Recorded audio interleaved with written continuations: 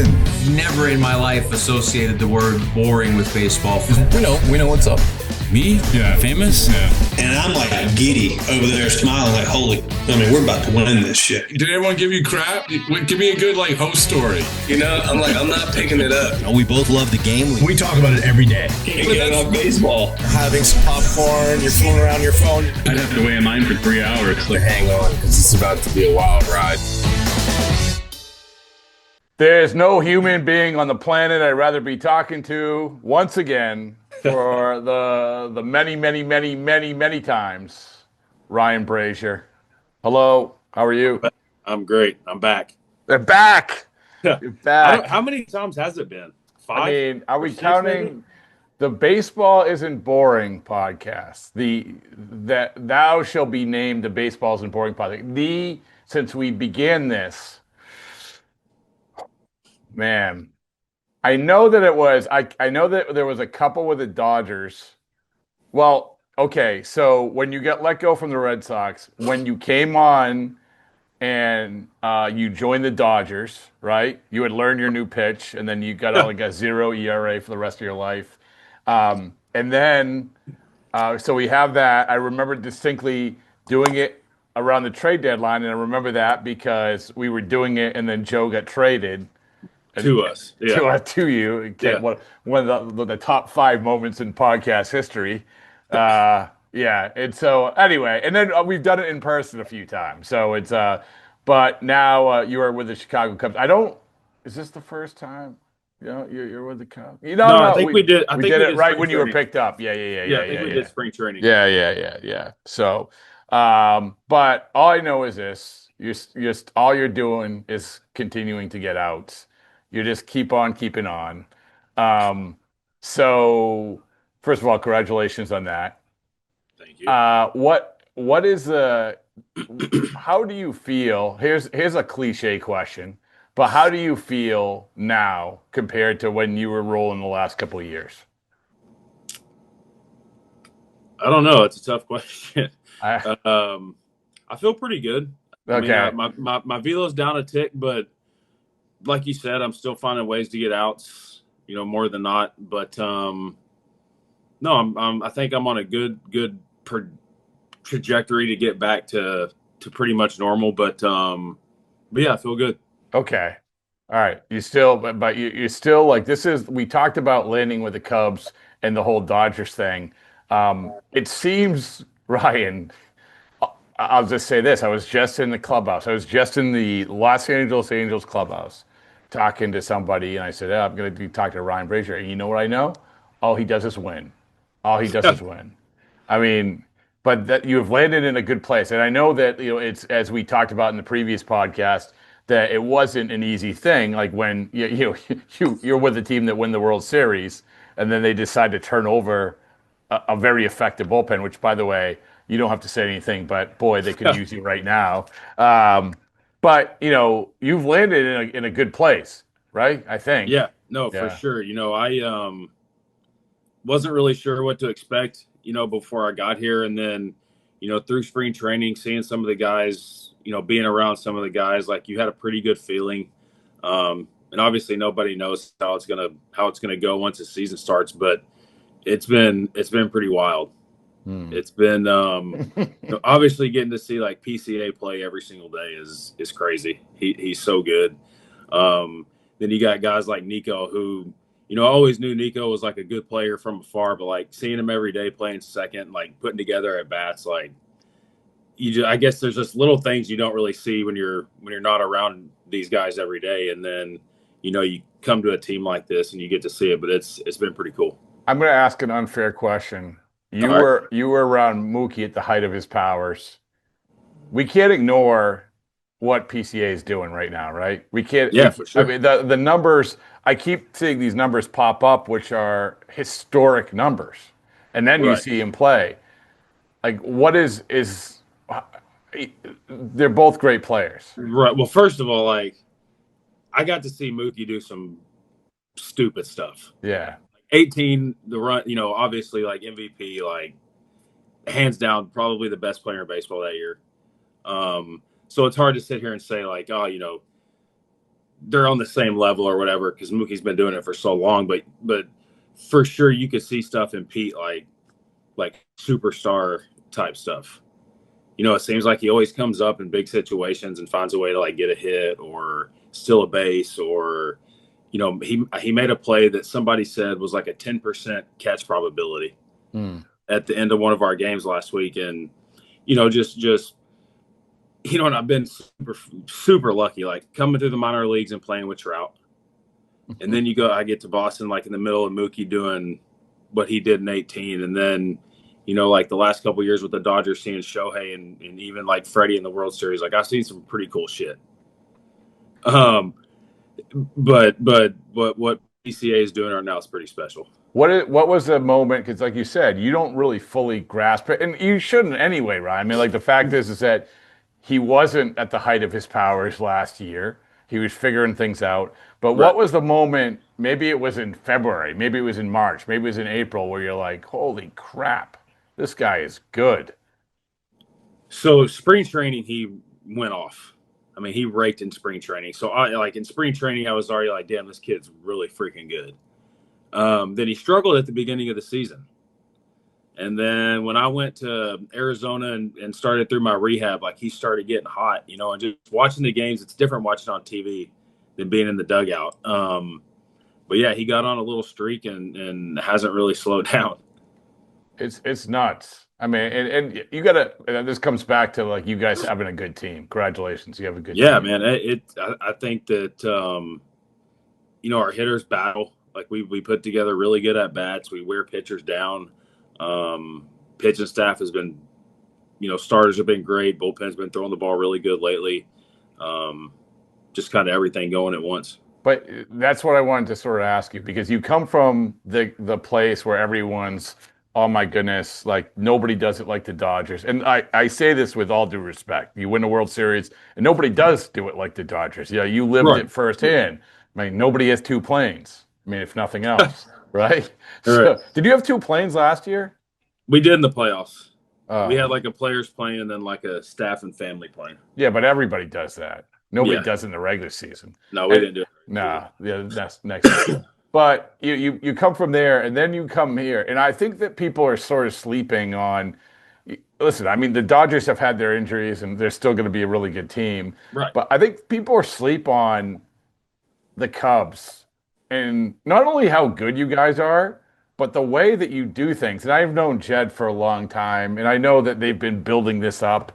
And I know you make a big trade for Tucker and you spend money and everything else, but still, I kind of feel like people are asleep on the Cubs' way of doing things. And you know what I'm saying? I mean, you're living it. Yeah, for sure. And you can kind of see it in how we play. We play hard baseball, like running the bases. We take extra bags. Last night we had two plays where, I think it was maybe Nico, but he hits the ball down the line, hard out of the box. I think he got thrown out at second on like a bang bang play. Well, then like the next inning, Pete did the same thing and was safe at second. And it just the hitters here, like I said, we don't really give away at bats. They run the bases super hard, which puts pressure on teams. Sorry, I'm just looking down at Fenway Park Field. I feel like there's like a pregame brawl or something going on down there. What? They got a day game today? Yeah, Angels and Red Sox. Anyway, I'll figure out what's going on later. That's well, speaking of which, so you've been on some awesome teams. What does this remind you of? What does this team remind you of? And this is not devaluing any other team, but what does this remind you of? It's hard to say that. I mean, it's a little bit like the end of 21. Okay. Kind of Yeah. We got really hot and we played really, really good through the rest of the year. But it was kind of the same thing. Like everybody was putting together good at bats. We traded for Schwarbs, and he picked us up big time.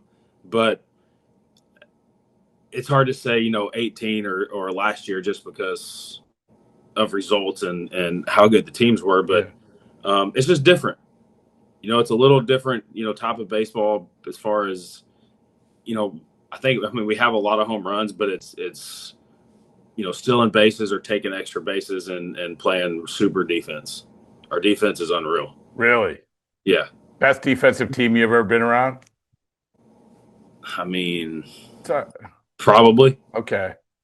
all around. But I mean, it's just weird because having PCA out there making catches like he did and getting to pitch with Jackie Bradley Jr.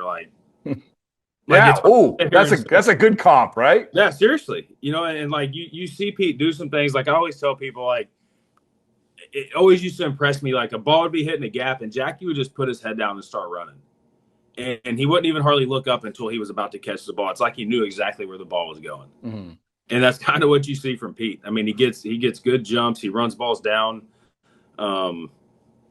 But I think I would say this team is probably the best defensive team I played on. Oh wow. So, Wow. And is it better than the Yankees in the World Series last year? that's messed up. Sorry. That's terrible. Sorry. I mean, hold on. Oh man. Hold on. Joe, I asked him the question.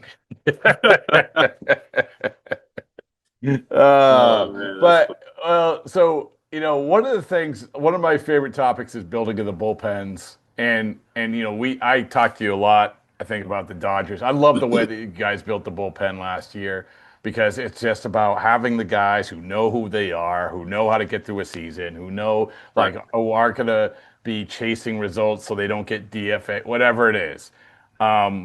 There is for you guys for that bullpen. What is the feel for it now? Because again, guys like you are so important, I feel like. And the Dodgers had a bunch of them last year.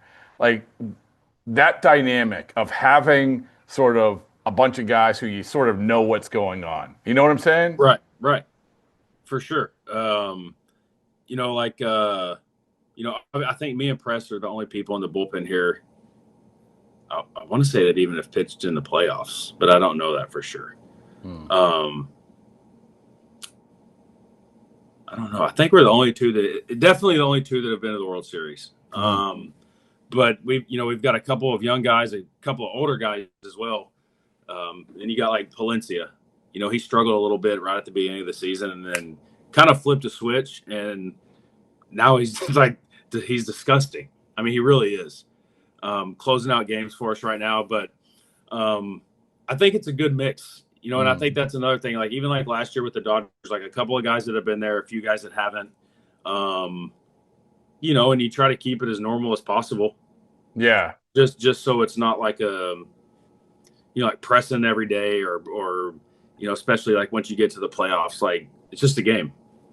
Yeah. I know it's the playoffs, but literally it's like. But I think it's to your. I think that having guys like you around are important because of that.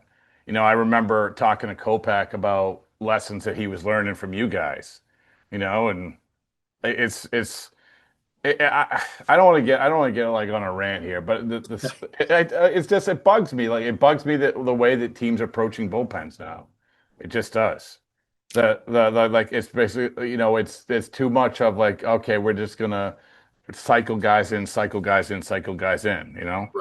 So, I mean, I think there's something to be said is having a kind of a core group or a same group, throughout a season. And I know you're going to have like, picking people up or, somebody getting hurt or whatever, but having like the main core group, I feel like at least both the few years that I've been in the playoffs has been a big part of that.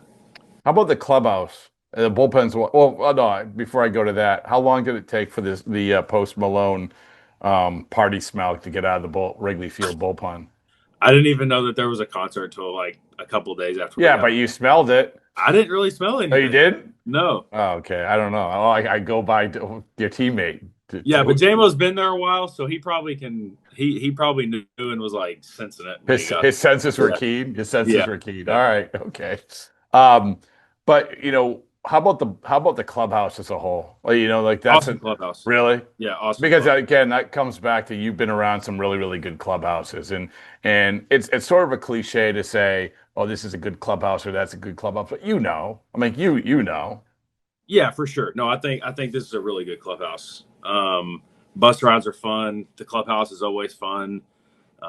There's no like groups, it's not like position players and pitchers or, whatever, or starters and relievers. Like everybody, kind of intertwines and mingles. Like we went golf the other day and it was 4 pitchers and 4 position players. Oh, that's good. Yeah, it was fun. Pitchers won, by the way. But but yeah, no, it's a great clubhouse. The mood's always good. Obviously guys that have been like JT is great. Yeah. Awesome clubhouse. Dansby's awesome in the clubhouse. Everybody. I mean, it's a good clubhouse. Well, that's you talking about JT, Justin Turner. Like that's another dynamic which is important, right? For sure. I mean, there's talent, there's glue guys, there's guys who I can tell you, man, like I'm witnessing it now. It's to have guys in a clubhouse who can give the message to the other guys in the clubhouse because, counsel can only do so much. The manager can only do so much, right? Coaches can only do so much. To have that dynamic, I was just talking with someone about this today, Ryan. Like that is a really, really important thing, I think. Yeah, for sure. For sure. No, 100%. And, like you said, Justin, JT's kind of like that perfect dude. He's kind of done it all. He's been a lot of places. He's played for, I don't know, a lot. He's 40 years old. Yeah. But yeah, I mean, obviously he's doing something right. I mean, he's been on some really good teams. He's been the part of some really big teams. So yeah, I think guys like that, especially for younger guys, to look and see how he still goes about like everyday stuff and doing his job. You know what he also does? He also doesn't obsess over bat speed. Right. I mean, that's my soapbox about like how teams. Like, I get it, the bat speed thing, but as a pitcher, if Arise gets up, if Jacob Wilson gets up, if Turner gets up, whatever, it's like you mix those guys in. It's tough, man. Yeah, and it's kind of like, I know that's like a big thing now, like swinging hard, hit it hard, but like I think he's sitting on 199 home runs. He's been a really good hitter for a long time. And same like Arise. I fucking hate facing him. Yeah.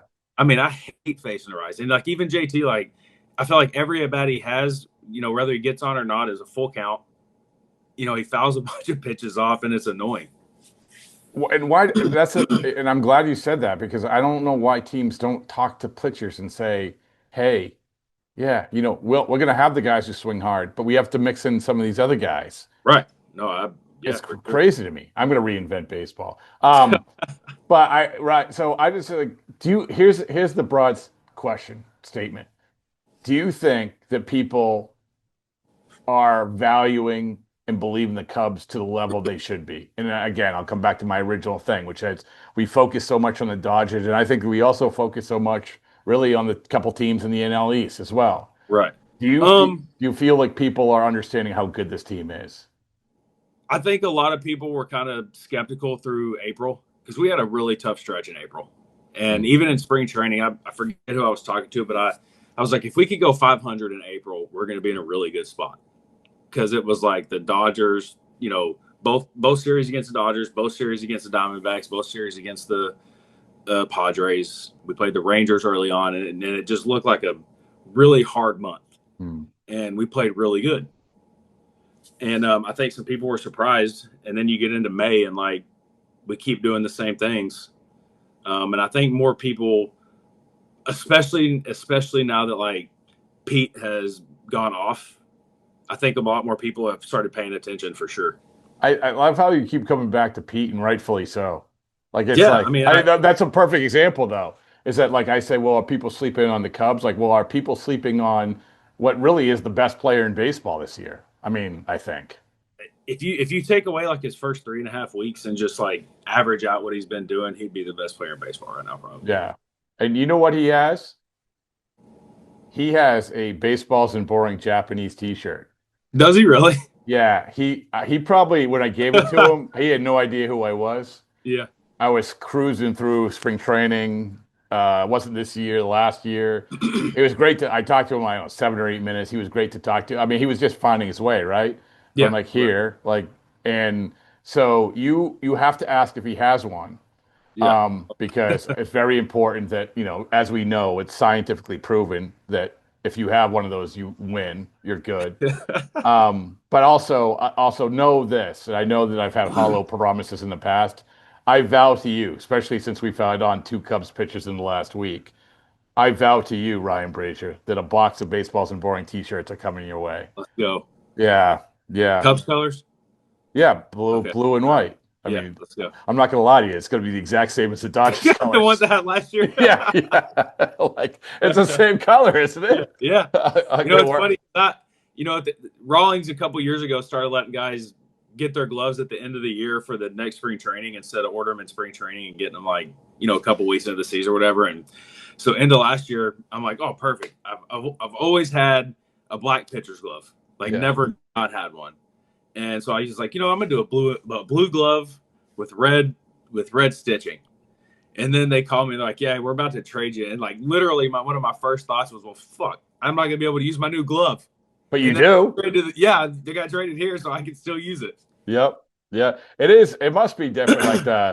Like Wrigley. It's funny because obviously Dodger Stadium isn't as old as Wrigley Field, but it's old. Yeah. But Wrigley's old. Wrigley's old. Badass, dude. You love it. You love it. I do love it. Really? It is. I don't think you appreciate it because I've only been there, I think 2 or 3 times. Yeah. But I never felt going there as a visitor the way you do as being on the home team. Yeah. Yeah, it's badass. How is it? It's just different than Fenway. I mean, it is different than Fenway. Yeah. It's different than Fenway, but they're both. I mean, and I don't know if it's like the history or what it is, but playing at both those places and really I think we talked about this last time. Getting to play in those 3 places is pretty cool. That is pretty cool. I mean, and the fact that they're all different and they're cool in different ways. Right. I mean, the Go Cubs Go. This is what I love. There's no disrespect to the Red Sox people, but you're swinging Sweet Caroline. You could be down 10-1 in the bottom of the 8th. Right. You're only singing the Cubs song if you win. Yeah, for sure. And that first time, that hit. And what's crazy is no one leaves with the last out. Everyone stays in their seats. Everyone sings the song. I mean, it's pretty cool. Yeah, yeah. And again, good. They're giving you that experience, but you're giving them the experience of winning another championship. So congratulations. I sure hope so. All right. Where's your rings? Where are your rings? My first one's at home, and now my second one's at home. My wife took it back from Chicago. They were there this past week, and so they took it home to. Would you get your Dodgers ring?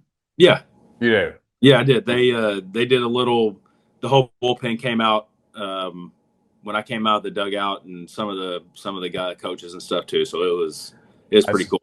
Which I liked it because I didn't really want to do the whole pregame in front of everybody. I don't know. To me it was cooler just because it was the guys from last year, all came out and yeah. Cool. No, it's cool. I told I don't think Joe has his yet, but I told him, I said, how can you not come out when the Yankees came into Dodger Stadium? I mean, how can you not? How can that not be the place? That would have been such a Joe move, too. Oh. It's so funny. Oh, it was this is the same guy who literally wanted me to put books, the damn near perfect game books on I think the Red Sox were opening in Houston, or they were opening in Houston or something, have books put on all the chairs in Houston. Yeah. I mean, come on, let's go. Anyway, all right. Well, I always appreciate you, and I'm so happy that you're part of a key part of another winning team. So. Yeah, man. Me and my wife were talking about the other day how shitty this year could have been compared to how it is now. Could not have ended up in a better spot. That's awesome. Well, the shirts are on the way. Thank you, my friend. All right, I'll take them.